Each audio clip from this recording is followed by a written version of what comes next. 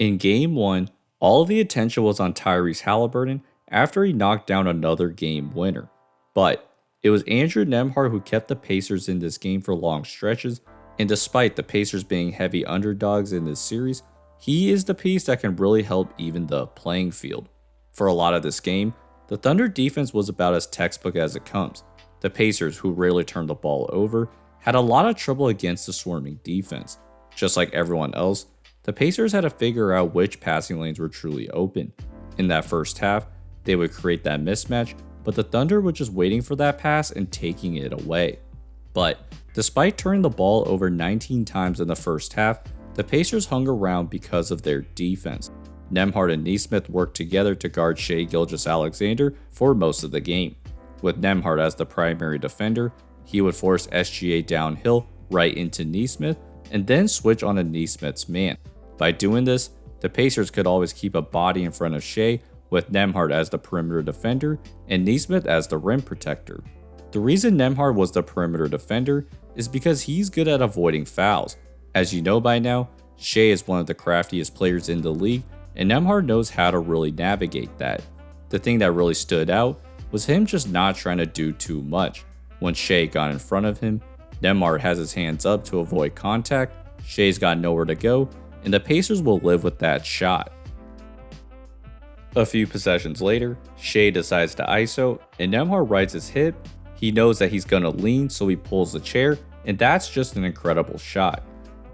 To be clear, Nembhard is not the Shai stopper by any means, but he doesn't give in to Shai's foul drawing tendencies, and that way, the Thunder have to earn every single shot. But even then, Shai still had 28 points going into the fourth quarter, but Indiana was only down 9. However, starting in the fourth, it was Jalen Williams who helped blow this game open. At least, that's what they thought. With the lead at 11, J-Dub uses the pick and roll and gets by Bryant for the layup. Then on the other end, McConnell airmills the pass, and Williams slams it home to put the Thunder up 15. And that's where Nembhard comes back into the picture. For this entire postseason, the Pacers have leaned on Nembhard as another reliable ball handler that can create offense in big moments. And in this particular series, the Thunder's swarming defense doesn't really play to Halliburton's strengths. Because Halliburton tends to give the ball up before he senses pressure, it's hard for him to get into the paint.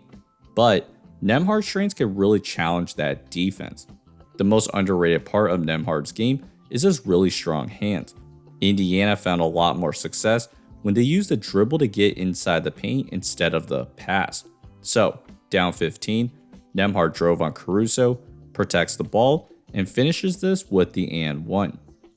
Next possession, Nembhard runs a dribble handoff to get in the paint, and he sprays that out to Obi Toppin for a wide open 3. For a lot of the fourth quarter, Nembhard was orchestrating the offense, and because of his reliable handle and ability to find the open teammate, the Pacers slowly crept back into this game. Down 6, Halliburton runs the pick and roll and kicks that out. With nothing there, they can go to a Nembhard pick and roll, and he sets Turner up with the clean jumper. On the other end, the Thunder offense started to stall when J-Dub was the primary creator. Yes, he had that great stretch early in the fourth, but he was only 6 for 19 in this game. And after that missed layup, Halliburton pushes the ball up and finds a crease to cut that lead back to 4. With the Thunder offense reeling, every possession was in Shai's hands, and he did his best to keep maintaining that lead. He put Halliburton in the pick and roll multiple times, and just like most defenders, Hallie got a bit too handsy, which sent SGA to the line on 2 straight possessions. And as usual, he knocked down all his free throws to make it a 9-point game again. After a Nesmith 3, the ball was back in Shai's hands, and with J-Dub struggling, the Pacers defense completely sold out to SGA, which gave themselves a chance. On the other end, Nembhard decides to ISO Shai and does his best SGA impression, going with a tween hezzy tween step back, and all of a sudden it's a 3-point game. In need of a stop, the Pacers double SGA, Wallace makes the right read, but Dort can't knock it down. So with a chance to push, Nesmith looks like he's got a lane to the basket, but Dort redeems himself with the block. Shai picks the ball up, and knowing that it's his best chance to get a shot off, he finishes with an insane layup to make it a 2-possession game. After some Nembhard free throws, it was Shea's turn again. They put Hallie in the pick and roll, but Nembhard slides with him and hands him off to Siakam for the block. At this point, Shea's absolutely exhausted, so he's guarding Siakam down low. Nembhard tries to recreate some of that magic again, and he airballs the shot, but Siakam snuck in behind Shea for the putback, which takes us to the last 20 seconds. Again, the Thunder only want Shea to handle the ball, so he goes at Nembhard, but he cuts him off, so he has to go to the midi. And now with a chance to win, and the ball in Halliburton's hands, you know the rest. It's no fouls to give. Halliburton looking. Halliburton driving, pulls up, jump shot. It's good! It's good! With 0.3 of a second remaining. So far in the Thunder's postseason run, they have had the luxury of just taking one guy away, whether it was Nikola Jokic or Anthony Edwards. But in this series, they have to take away two very reliable ball handlers, both who have a knack for the big moment. And as we saw in the fourth quarter, the Pacers defense did everything they could to take Shea away. And while Shea hit some big shots, there's only so much that one guy can do.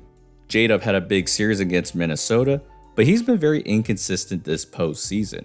So if the Thunder want to close out these games, he's going to have to step up in these moments.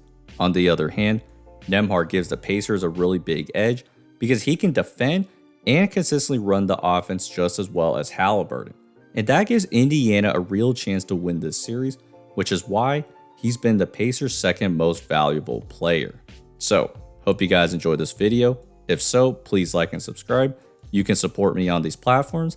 Appreciate all the support, and I'll see you guys next time. Peace.